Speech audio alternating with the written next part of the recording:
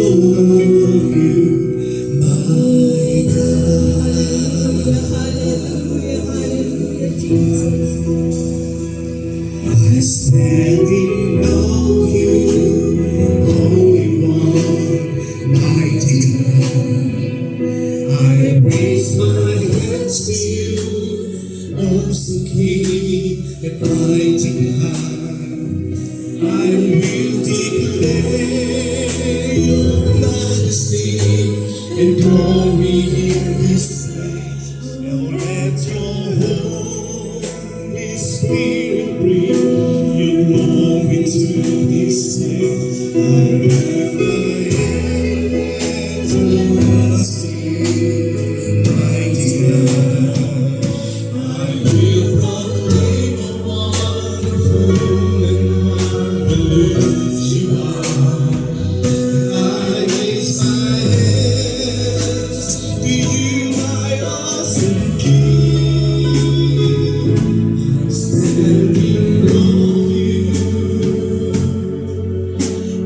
awe of you, my God.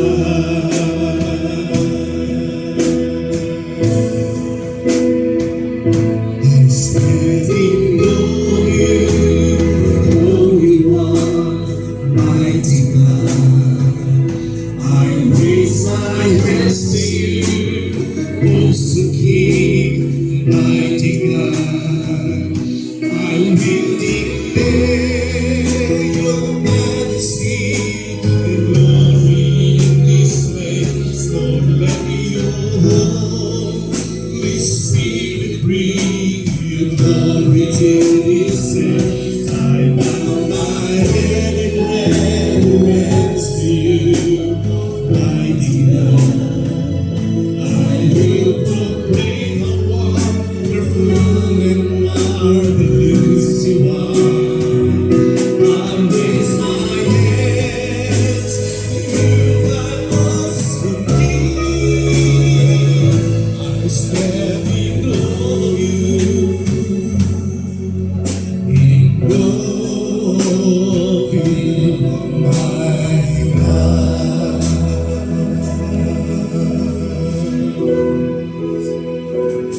I stand in awe of you, Holy One, mighty God.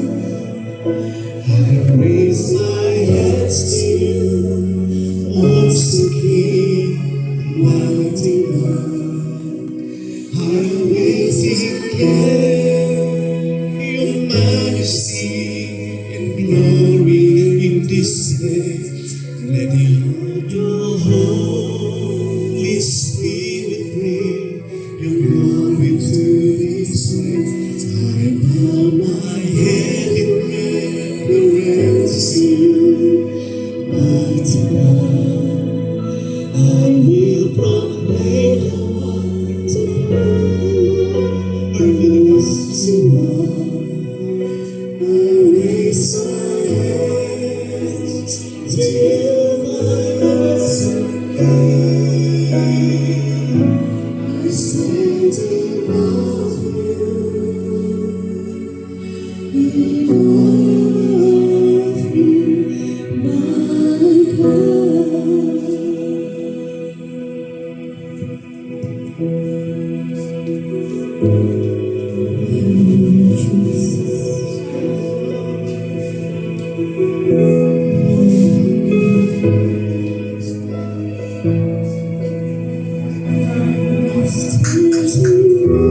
you, my Holy One, mighty God.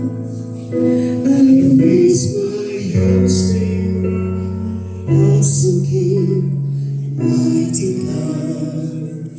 I will declare your majesty and glory to this place. Lord, let your Holy Spirit bring your glory to this place.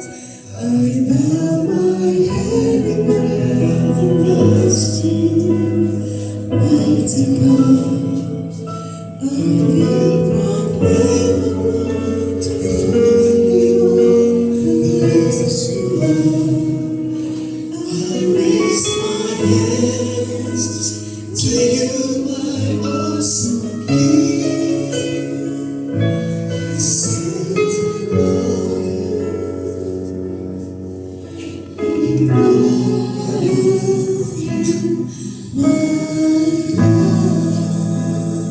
pa natin ang ating mga kamay, mga kapatid. Oh, hallelujah, hallelujah, Lord. Lord, ikaw ang taga-ayos. Lord, ikaw ang taga-linis. Ikaw lang ang nagpapagaling, Panginoon. Narito ang mga kamay ng mga anak mo. As a sign of surrender, Lord God, tinataas namin ang mga to. Asking you, Father God, that if you are willing, kaya mong baguhin ang mga circumstances namin, kaya mong baguhin ang mga sakit namin, kaya mong baguhin ang financial problems namin, O Lord God.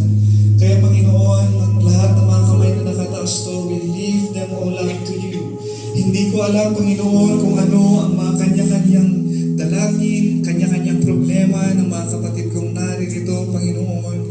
Lahat kami, Panginoon, ay may kanya-kanyang pinagdadaanan. May mga naririto, may mga sakit, Lord.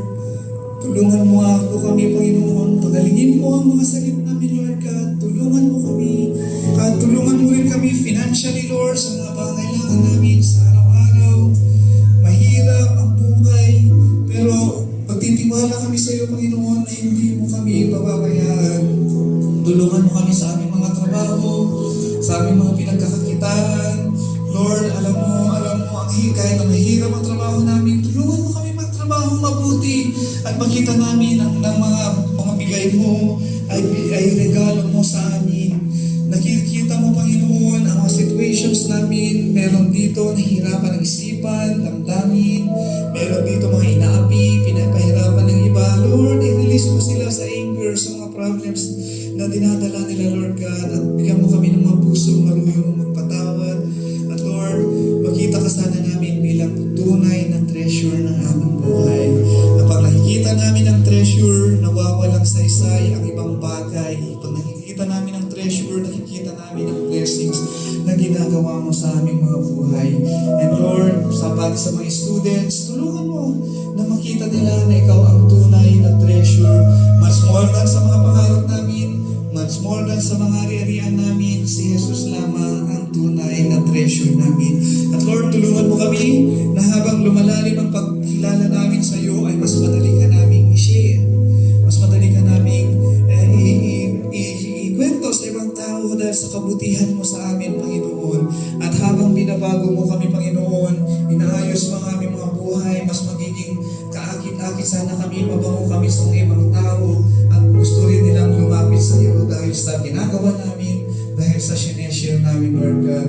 Lord, sa mga pangarap pa ng mga kapatid kong to, kahit gaano nakatagal, or kahit parang wala ng pag-asa, muli namin itinataas, Lord God, at sinasabi na ikaw ang tunay na nagbibigay katuparan ng mga pangarap po namin. At ang mga prayer request pa nila, Panginoon, na hindi pa na sasagot, itinataas din po namin. And Lord, tulungan mo nga ulit na ma-discover namin ang joy of knowing Jesus and serving Jesus. Na magbasa ulit kami ng Bible, especially Mark, Luke, and John, hindi dahil napipilitan, kundi dahil gusto ka namin makilala.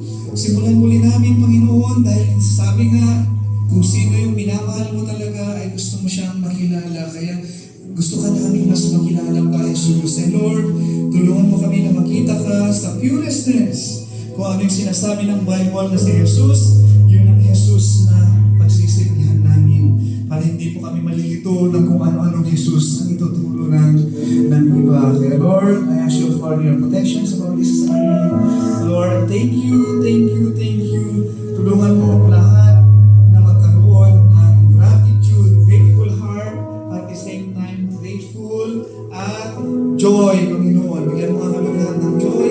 Wala ko sanang tumating dito na malungkot, nag-uuwi rin na malungkot, at sa pinaranas mo experiences sa amin, Panginoon, ay lagi ka naming hanapin at excited na muli kaming makikita next time. And Lord, ituloy mo na rin, Panginoon, pagkitas natin ang ating mga offerings.